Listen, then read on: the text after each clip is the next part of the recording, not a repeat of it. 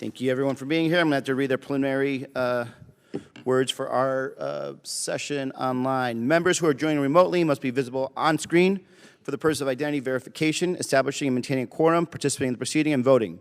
Those members who must continue to use the software's platform's video function while in attendance, unless they experience connectivity issues or other technical problems that render them unable to participate on camera. If a member experiences technical difficulties, they should contact the committee staff for assistance. Video of members' participation will be broadcast in the room and via the television internet feeds. Members participating remotely must seek recognition verbally, and they are asked to mute their microphones when they are not speaking. Members who are participating remotely are reminded to keep the software platform's video function on the entire time they attend the proceeding.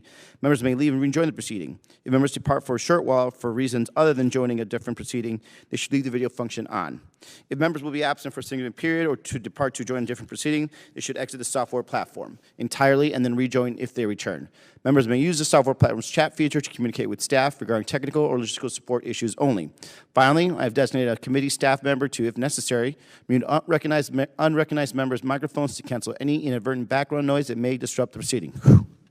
All right. Keep it. Good afternoon. I call to order this hearing on the Intelligence and Special Operations Subcommittee, a review of the fiscal year 2023 budget requests for U.S. Special Operations Forces and Command. Special Operations Forces are at an inflection point. The 2022 National Defense Strategy focuses the U.S. military's capabilities on strategic competition toward countering China's growing multi-domain challenges and Russia's persistent threats, which have only been further magnified by its unconscionable invasion and the ongoing war in Ukraine. U.S. Special Operations Forces have a significant role in countering competitors and adversaries, as well as deterring strategic attacks against the United States. We continue to live in an extremely dangerous and volatile world, and Special Operations Forces should be prioritized as a capability to counter these dangers through its counter-violent extremist organizations mission and other non-kinetic authorities. Today's hearing is focused on the FY23 budget request for Special Operations Command and Special Operations Forces. The budget request highlights SOCOM's support to the National Defense Strategy, which creates a strategic, asymmetric advantage for the nation by bolstering the integrated deterrence capabilities and enhancing campaigning activities and building enduring advantages through innovation and modernization. I would like to hear from our witnesses how the SOF community is postured to accomplish this. I would also like to understand how 1202 authorities and SOCOM's Military Information Support Operations, MISO, can support our defense strategy and counter threats from China and Russia. With that, let me introduce today's witnesses. The Honorable Christopher P. Maier, Assistant Secretary of Defense for Special Operations and Low Intensity Conflict, and General Richard Clarke, Commander, U.S. Special Operations Command.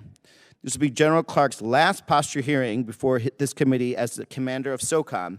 We appreciate your service to this nation and all you've done for the Special Operations Forces.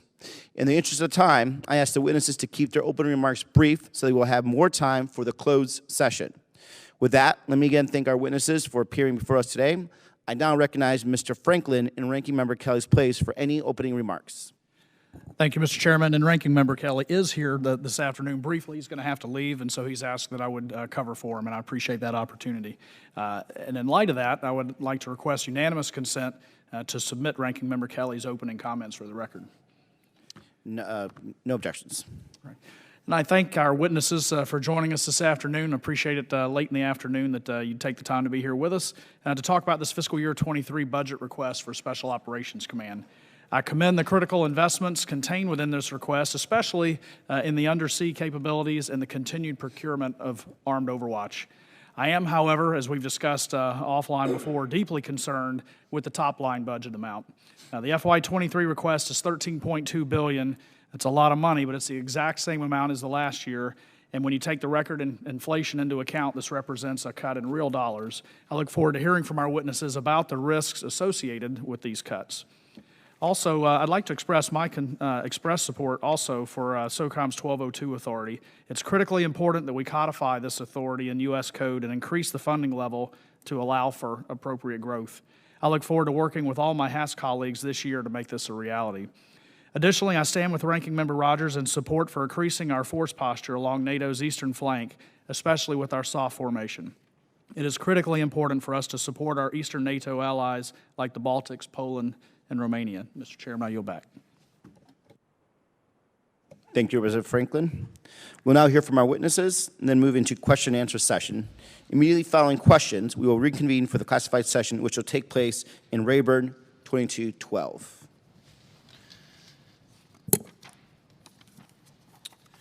And I now recognize the Honorable Ashley Maier. Chairman Gallego, Ranking Member Kelly, and Congressman Franklin filling in for Ranking Member, and distinguished members of the subcommittee, thank you for the opportunity to testify on the global posture of our nation's special operations enterprise. I'm honored to testify alongside General Clarke, one of our country's most dedicated military professionals. On a personal note, I would like to thank General Clarke for his leadership and a very important partnership during his tenure as the SOCOM commander during a time of major transformation and strategic importance. I also appreciate the leadership of Command Chief Master Sergeant Greg Smith, who is here today, who models the senior enlisted leadership that is so critical to the success of our special operators. The dedication, service, and sacrifice of our SOF leaders and the SOF community motivates me each and every day to ensure we are doing all we can to provide them the ways and means to win, regardless of the challenge. I would also like to thank Congress, and particularly this ISO subcommittee, for its steadfast support for our SOF warriors and their families. Ever since the establishment of U.S. SOCOM, our strong partnership with Congress has been instrumental to fielding the world's most capable and elite special operations force.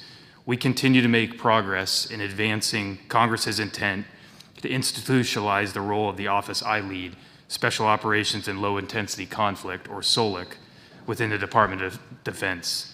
Sustaining and enhancing the competitive advantage of the U.S. military depends on our effectiveness in providing civilian oversight and backing of the SOF enterprise.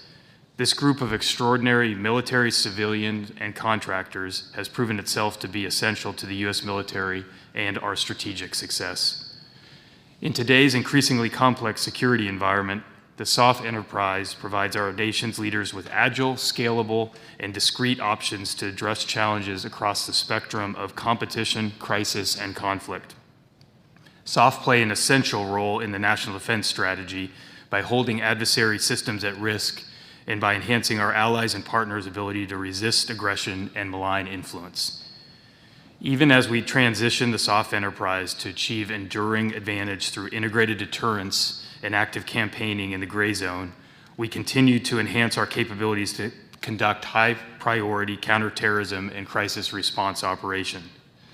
The President's FY23 budget request for SOF reflects these priorities in modernizing our maritime capabilities and investing in artificial intelligence and other key technologies.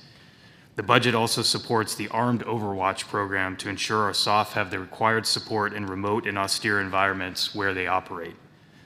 As reflected in the FY23 budget, we continue to invest in the well-being of our SOF warriors and their families.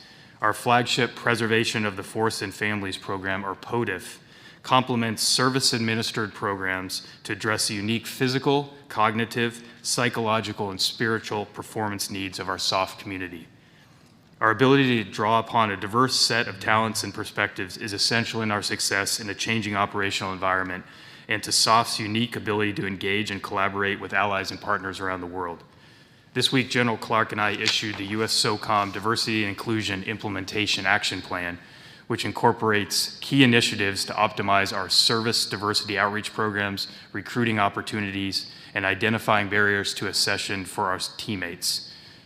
Women continue to make major impact within the SOF community, and in the past 2 years, the first 3 women successfully completed Special Forces qualification, and last year, the first woman qualified as a Naval Special Warfare Combatant Crew Member, or SWCC. We are proud of these warriors' individual achievements and continue to actively promote a career in SOF for all who meet our rigorous standards. Lastly, I would like to briefly mention the ongoing war in Ukraine. Among many observations, it serves as a daily reminder of the importance of building the capabilities and resilience of our allies and partners. As we watch the Ukrainians employ a number of elements of irregular warfare against a larger force to great effect, we should internalize the need to continue to grow our own irregular warfare skills and continue to develop and refine irregular warfare options for our nation's leaders. Mr. Chairman, thank you for the opportunity to testify today. I look forward to your questions. Thank you very much. And now we have General Clarke.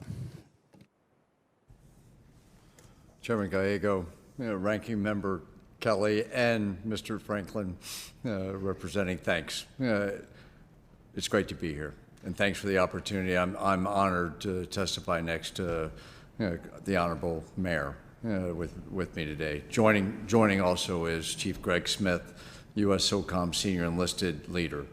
This is Greg's final time appearing before this committee before he retires after 33 years in uniform.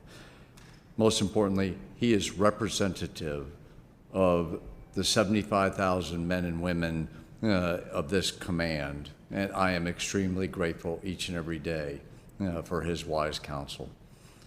Your Special Operations Forces create strategic, asymmetric advantages for the nation across the spectrum of conflict. U.S. SOCOM bolsters deterrence through our campaigning activities daily. We are innovating and modernizing to build enduring advantage while strengthening our force and family. Amid continual changes to the rules-based international order, maintaining a range of credible options underpins our nation's strategic advantage. We have witnessed Russia's unprovoked and unjustified invasion of Ukraine, China's coercive and malign activities in the Indo-Pacific, and efforts by other states and non-state actors, including violent extremists, to sow instability. In this dynamic environment, SOCOM's enduring value resides in our ability to combat those asymmetric threats, particularly in the gray zone and below the threshold of conflict. We employ precision and surprise to prevail in conflict and respond in crisis, and our formations support the resilience and resistance efforts of our allies and partners, often through sustained long-term partnerships with their special operations forces. Regardless of the threats we face, SOCOM represents a critical strategic head to respond in crisis. Exquisite, tailored capabilities enable us to undertake sensitive and high-risk missions, crucial to safeguarding our citizens and protecting our nation's vital interest. A cornerstone of these efforts remains in our long-standing partnership with ASD SOLIC. The oversight, policy guidance, and advocacy within the Department of Defense provided by ASD SOLIC are essential for the modernization, readiness, and well-being of our Special Operations Forces and their families. Together, we are committed to sustaining trust by strengthening our culture of accountability. We are preparing for future threats by unlocking our nation's diverse talent, and we are leading with our values through our continued efforts to mitigate civilian harm. As we speak here today, more than 5,000 men and women from SOCOM are defending our nation and standing shoulder to shoulder with partners in over 80 countries worldwide. The courage and commitment of over 75,000 members of our special operations community are inspiring.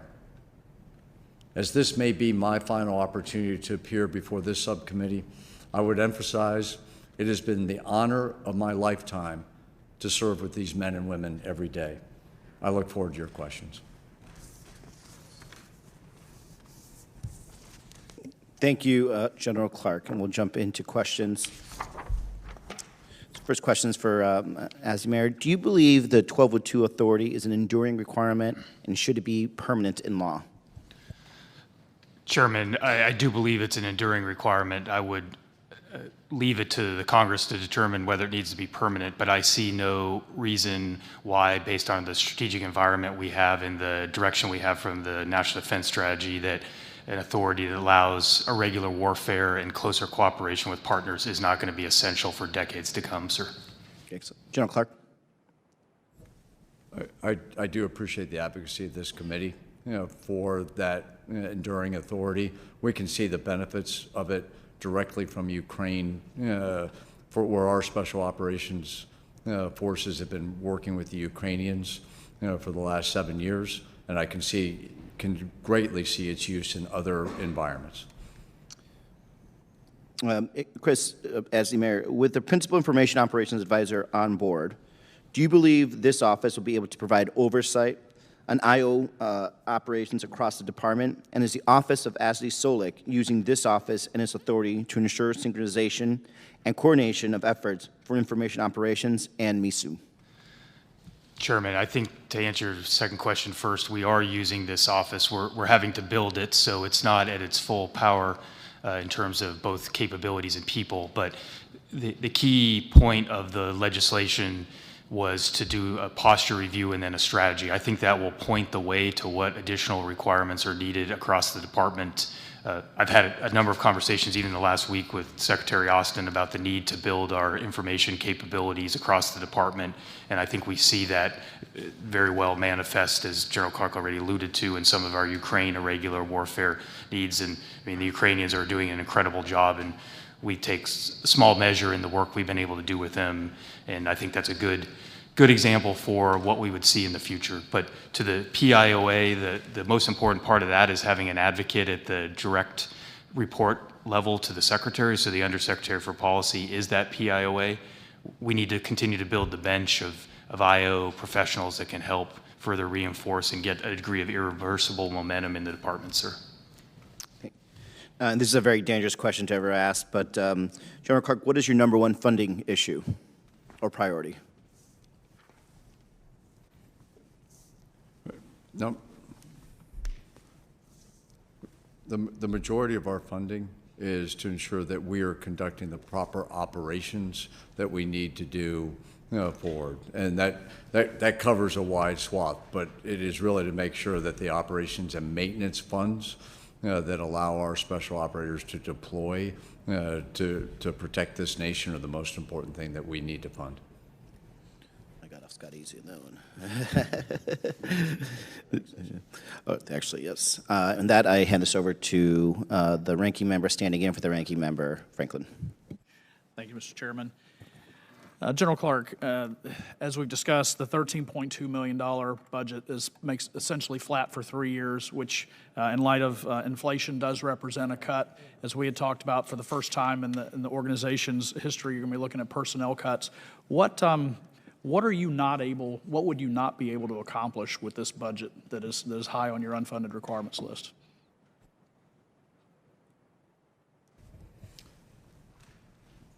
Congressman, the aspect with this budget is that just we won't be able to go as fast as we would like to in some of our modernization and some of our future capability development. And so as you hit it on what we did was submit an unfunded requirements list, and that list points to some of those specific things that we would like to accelerate if that additional funding was given. We submitted 28 different requirements for about $650 million for SOCOM, which is about 6% of our budget. Very good. I am supportive of increasing our force posture in Eastern Europe, specifically Baltics, Poland, and Romania, and especially with our SOF personnel. Do you see value in increasing SOF's presence along NATO's eastern flank? I think it's not as much as the increase in people as it is the capability to make sure that we have the right capabilities in the right places. As you well know, we have been in the Baltics, and we've remained a partner of choice, I believe, with our SOF partners in Eastern Europe for a while.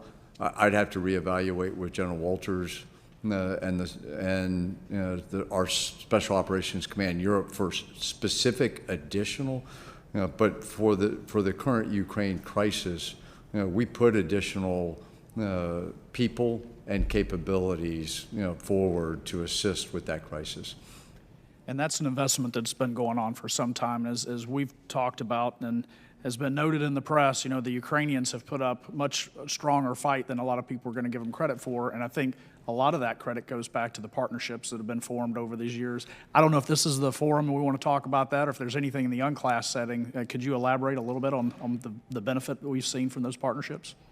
Congressman, in this setting, those enduring partnerships that we've had with the Ukrainian forces in the Ukraine since they were invaded by Russia in 2014 have been critical. They've been enduring. And it's not just the U.S.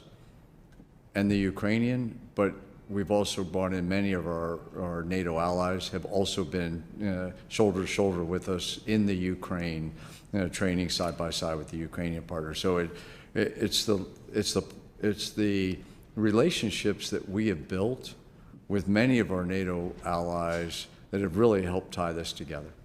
Well, I'm reminded of the old train like you fight, fight like you train. The time to figure it out is not when the war's hot.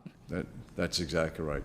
The fiscal year 23 budget requests cuts funding for maritime support vessels, namely the Carolyn Shust for you all. Does this requirement does the requirement still exist? And if so, what is SOCOM unable to do without this capability?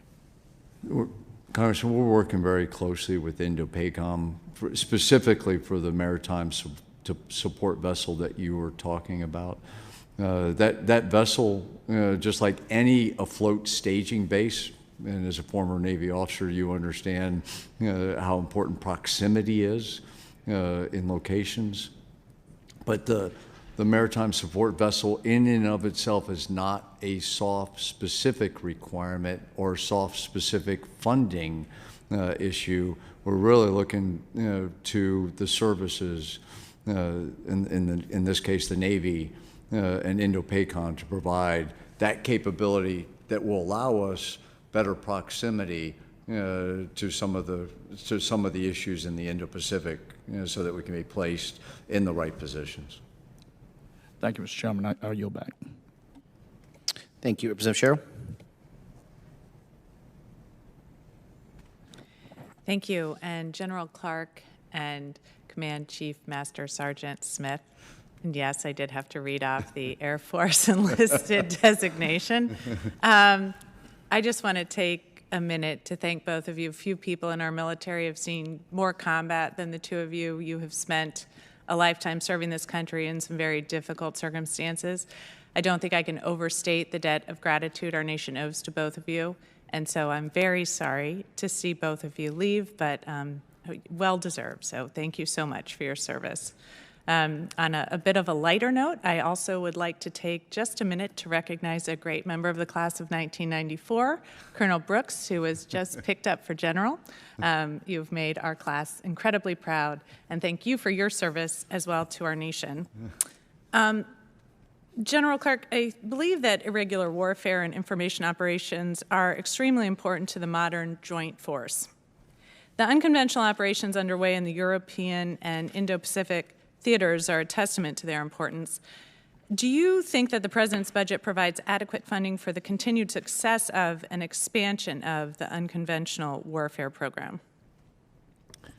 Congressman, we have sufficient budget to execute those programs in this budget.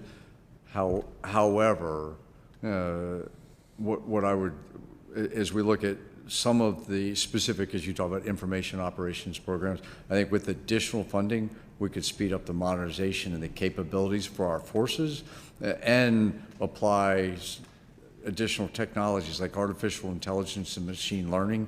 And as you have visited, I believe, our joint MISO Web Ops Center and see how we pull that all together, additional funding towards the information operations programs, which is in our unfunded requirements list, I think will make us better, and it will provide additional capabilities. Thank you. And Mr. Maier, the FY23 budget highlights provided by SOCOM list $13.6 million for soft tactical vehicles, and more specifically, quote, the development and testing of joint light tactical ECPs and integration and testing of diesel hybrid electric capabilities. Could you talk a bit more about these efforts to incorporate hybrid electric diesel motors into the soft tactical vehicle family? And are such efforts being employed across the spectrum of the SOF mission portfolio? Is the command exploring electrification and hybrid options for platforms used in special reconnaissance, foreign internal defense, and counterterrorism missions? Congresswoman, this is actually a department-wide initiative to look at various different ways to make our capabilities more survivable and more sustainable over time. And we view this, I think, not only at the department level, but at the special operations level as an operational imperative it's entirely possible that there will be circumstances in which having alternative fuel vehicles will be necessary. And I think we've all seen the effects objectively of global warming, and so climate change becomes a driver as we look for a sustainable force over decades to come, ma'am. And then the Armament Center at Picatinny Arsenal, New Jersey, plays a significant role in modernizing the U.S. Special Operations Forces ammunition and equipment to meet the needs of the warfighter. Through the efforts like fielding and sustaining the 105 millimeter and 30 millimeter ammunition for AC-130 gunship fleets, and through projects such as the Next Gen IR Seeker Decoy and multi-mission small unmanned aerial systems, the Armament Center's importance cannot be overstated. As the SOF community continues to modernize against global strategic competition, will Special Operations Forces look to the Armament Center for ammunition and equipment modernization? What sort of projects or initiatives are underway, or that are underway at Picatinny would SOCOM like to see supported in the future? And I don't know, General Clarke, if you have any thoughts as well.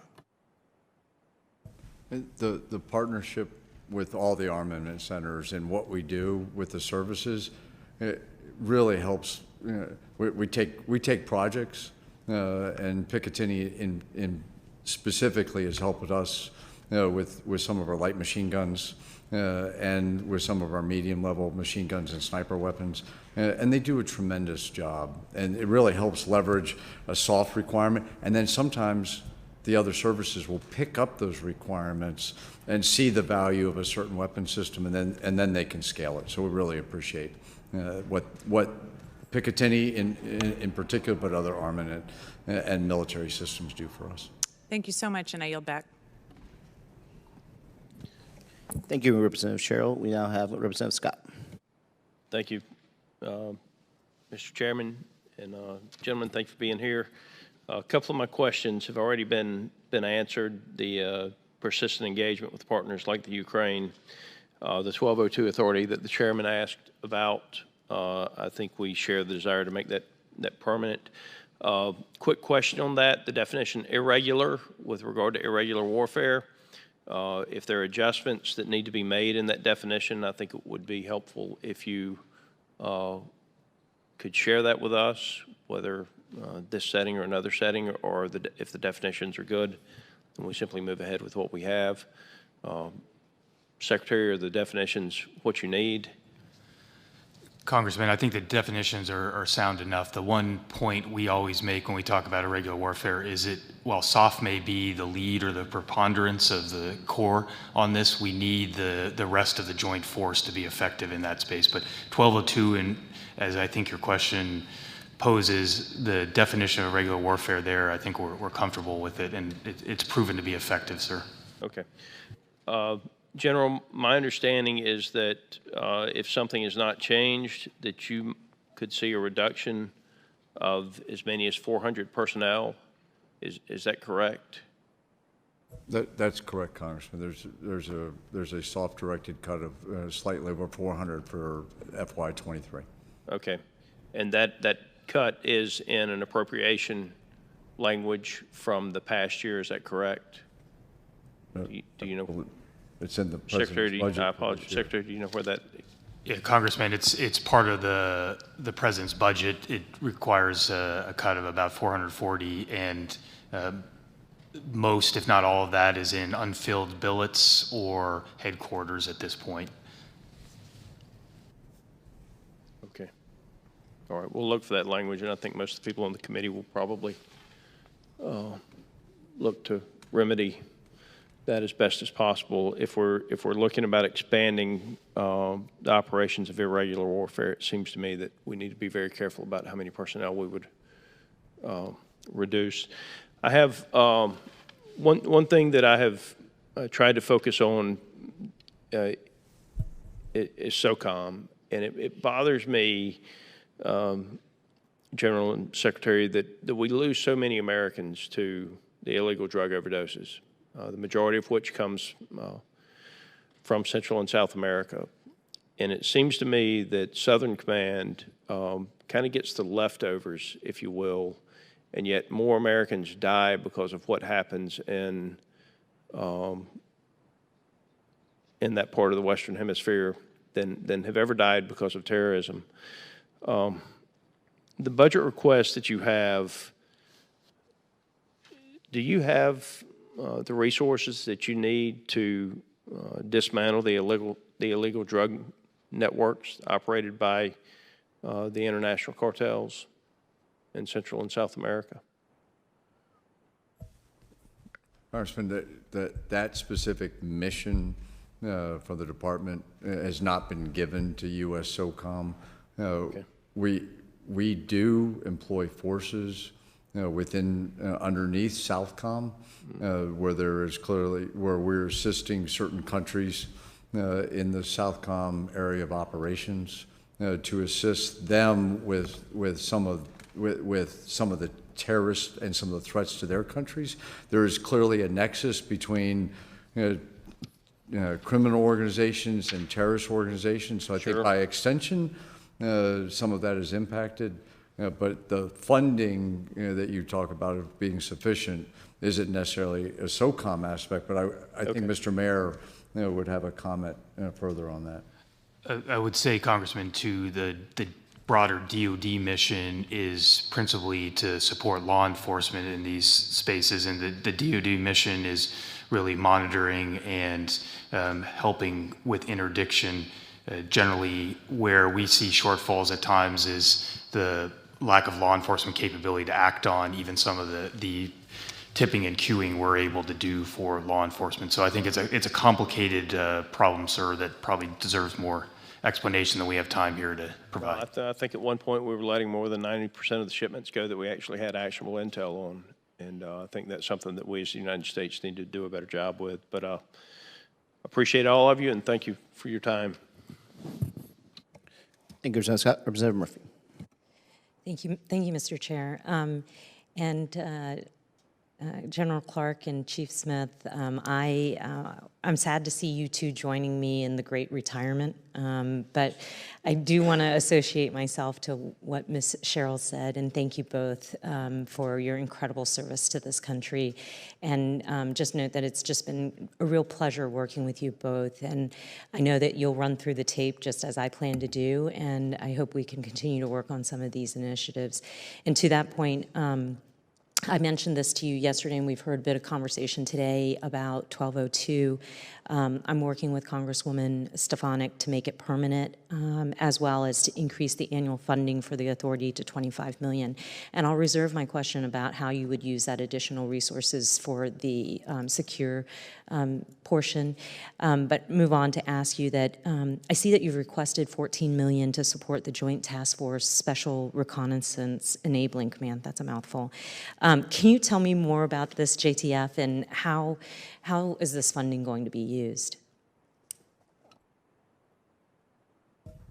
Congresswoman, the Joint Task Force Special Reconnaissance Enabling Command is something that this command stood up as a subordinate command. It's commanded by a one-star, in this case, Army general. It could be a joint, it could be any service going into the future.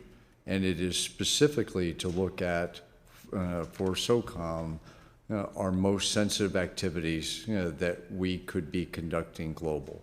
And it is to synchronize and enable and deploy the capabilities that exist within SOCOM to be able to take these problems and ensure that they are properly coordinated with the interagency and with the other combatant commanders and with the Department of Defense.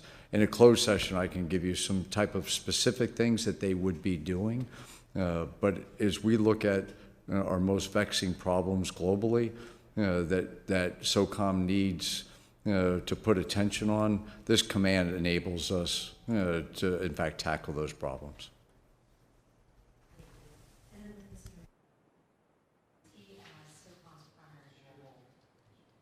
All right. Mr. Maier, what do you see as SOCOM's primary role in an era of great power competition? I know there's been a lot of conversation about how to balance the continued need to focus on counterterrorism missions with the evolving challenges of actors like Russia and China. Congresswoman, I think that's a critical point. This evolution we're underway is not one of moving wholly away from where we've been, but making what we have been doing sustainable for the nation, counterterrorism and crisis response, while we increasingly support the joint force in what we know is going to be a complicated strategic environment with peer adversaries or near peer adversaries like China and Russia. Specifically, I think some of the attributes that SOF has demonstrated over the last 20 years to great effect still apply here. So the partners and allies have proven to be very, very useful, and I think Ukraine has proven that, and it's indeed a comparative advantage we have vis-a-vis the Chinas and the Russias, and that is something that has been built over lots of years of close interaction.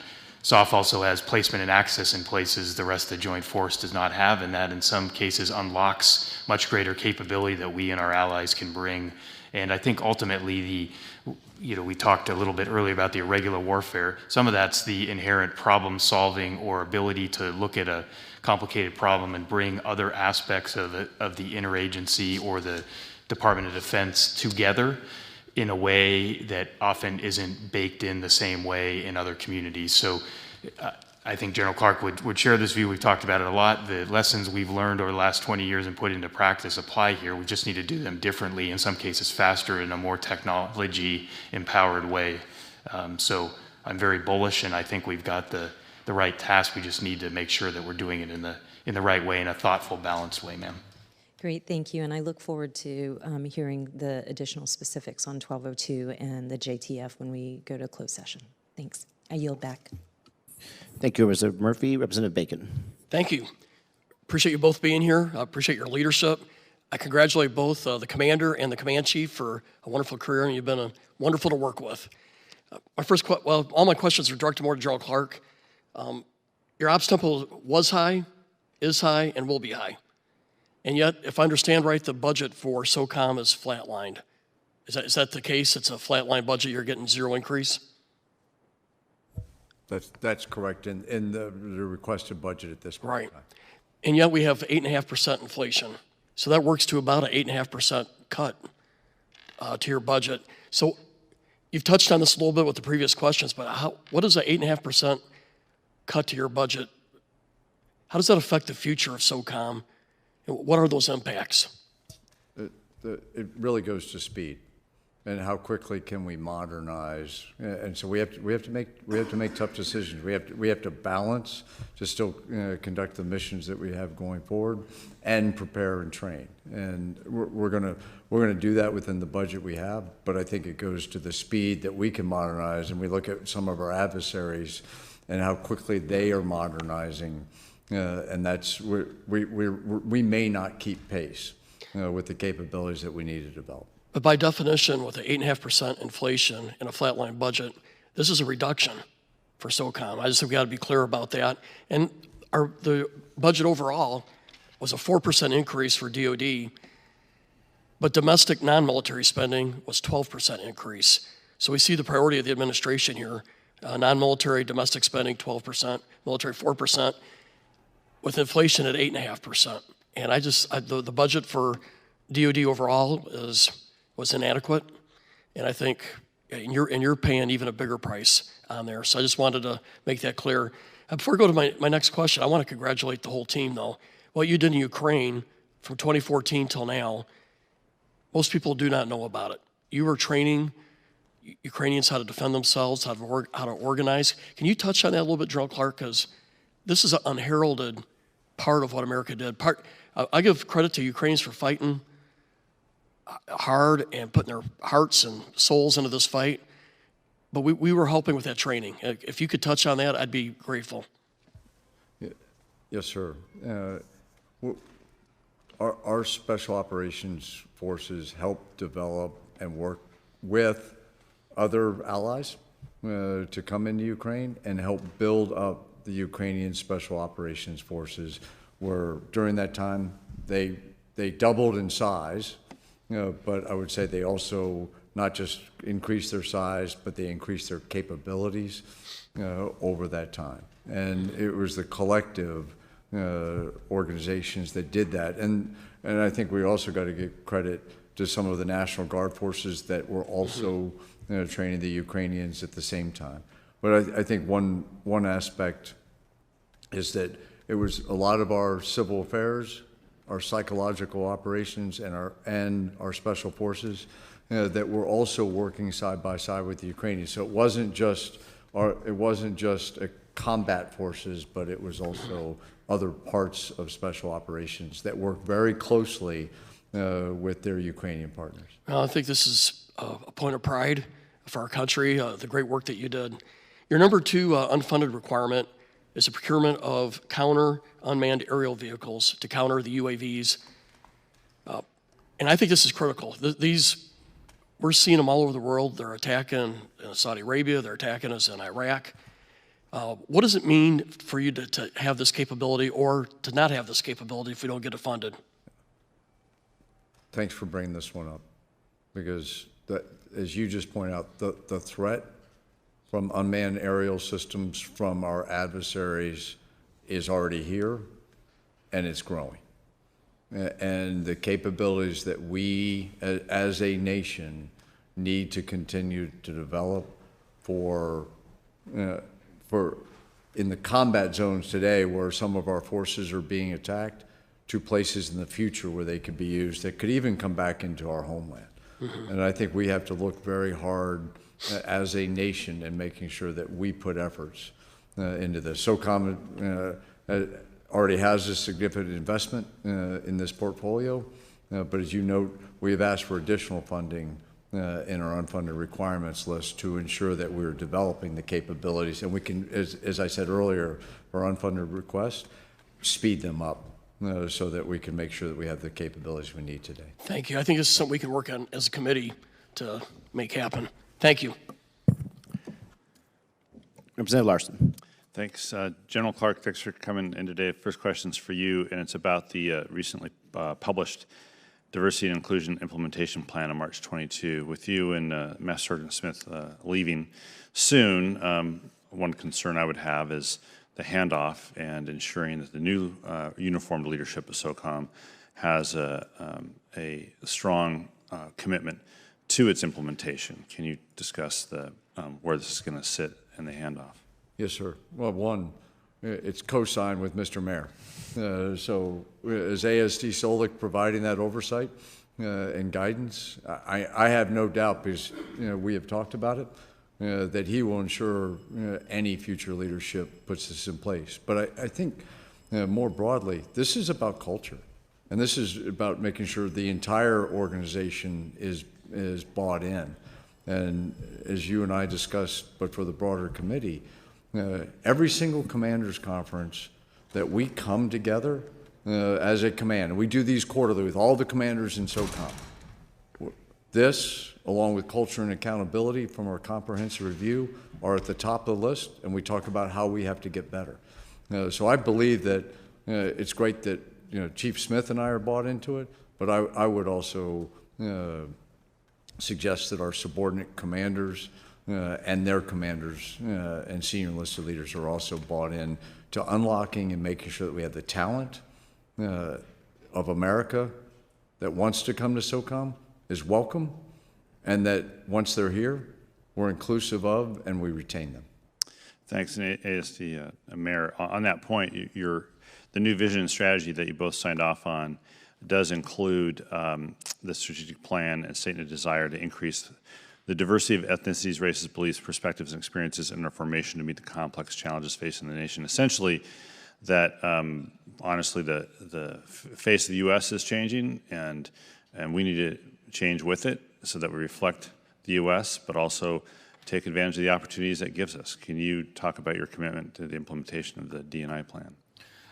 Congressman, so echoing General Clarke's points, one of the benefits of the structure that Congress has set up here is that in the context of civilian oversight, we have a continued role to ensure that the force and the command stay focused on this. I have no doubt whatsoever that the leadership, because I've joined many of those discussions that General Clarke was referencing, is focused on this. I think to get to the specifics of your question, not only do we need to be reflective of the nation that we represent, but there's capabilities and richness in that community that can be applied operationally and strategically, the challenges we have. It's a different fundamental problem set when you're going against terrorists than it is against peer adversaries that have allies and partners around the world. And if we can't do some of the core things I already mentioned in the context of placement and access, allies and partners, then some of the imperative that SOF brings is lost. So it's not only is it the right thing to do for the health of the force and some of the things that General Clarke already mentioned, there's an operational reason to do that. It just makes us better in taking on the nation's challenges, sir. Thank you. I want to shift to the Preservation of the Force and Family Program, or POTF. It's another issue we discussed, General, earlier, and I understand that with the budget that's been proposed, there is a potential real cut to POTF and the support for families. Can you discuss that and where that sits in your unfunded priorities requirement? As we looked at the preservation of the force and family, we look at SOCOM's overall budget. The preservation of the force and family internal would take about an 8% cut to the next year's budget. I did not put in the unfunded requirements because we're really, the focus of that was on modernization and building capabilities. What I think the real cuts could be is it could come to some of our service providers that are out at the tactical formations that we may have to make some tough decisions and potentially reduce a slight amount of services to some of our service members and their families.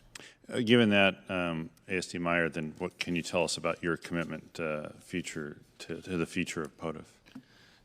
POTF is critically important, I think, for our forces. It's, as I said in my opening statement, Congressman, really the standard.